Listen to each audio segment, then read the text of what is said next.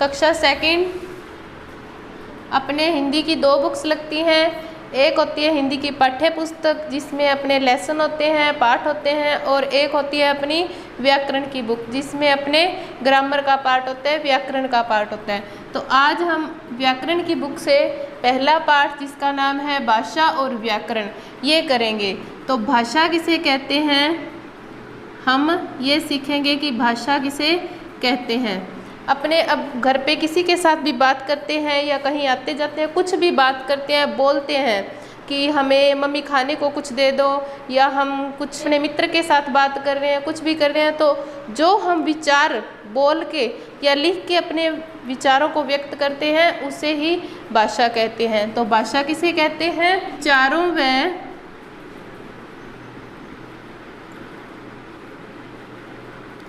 भावों को लिख कर या बोल कर व्यक्त करना ही क्या कहलाता है, भाषा कहलाता है। विचारों व भावों को लिख कर या बोल कर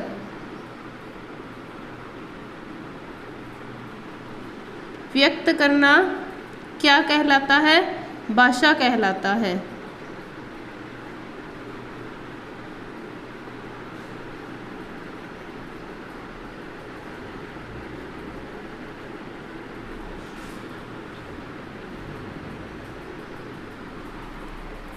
अब सब किसी की भाषा एक जैसी नहीं होती, कोई हिंदी बोलता है, कोई पंजाबी बोलता है, कोई बागड़ी बोलता है। तो लिखकर और बोलकर जो भी अपने बात करते हैं, बताते हैं, उसे क्या कहते हैं, भाषा कहते हैं। और भाषा के कितने रूप होते हैं, तो भाषा के 2 रूप होते हैं।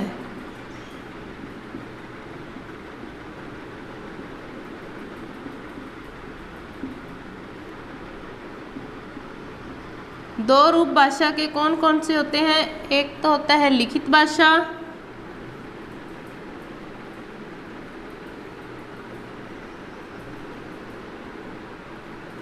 एक होता है मौखिक भाषा।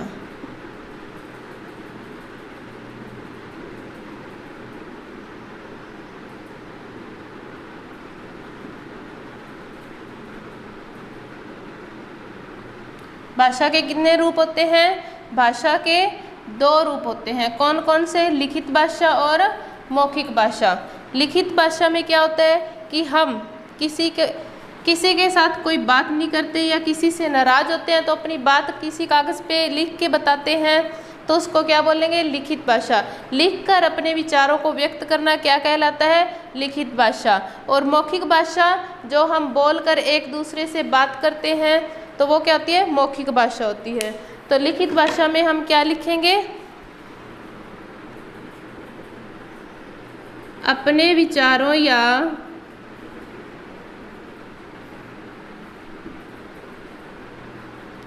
भावों को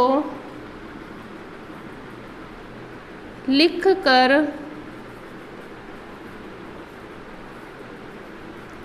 व्यक्त करना,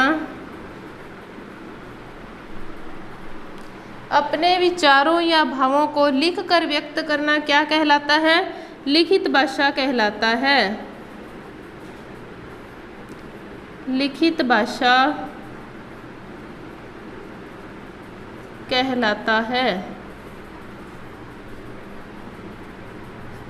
और मौखिक भाषा किसे कहते हैं, अपने विचारों या भावों को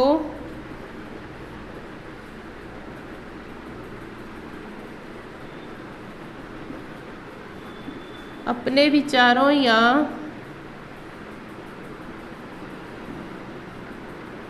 भावों को बोल कर व्यक्त करना।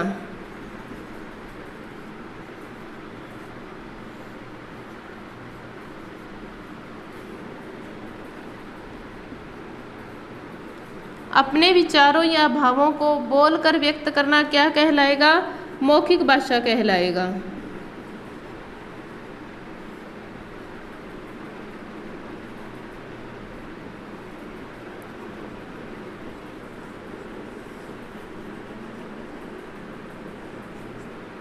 ठीक है, तो हमने क्या पढ़ा है, भाषा। भाषा किसे बोलते हैं, विचारों या भावों को लिखकर या बोलकर व्यक्त करते हैं। व्यक्त करना यानी बताना क्या कहलाएगा?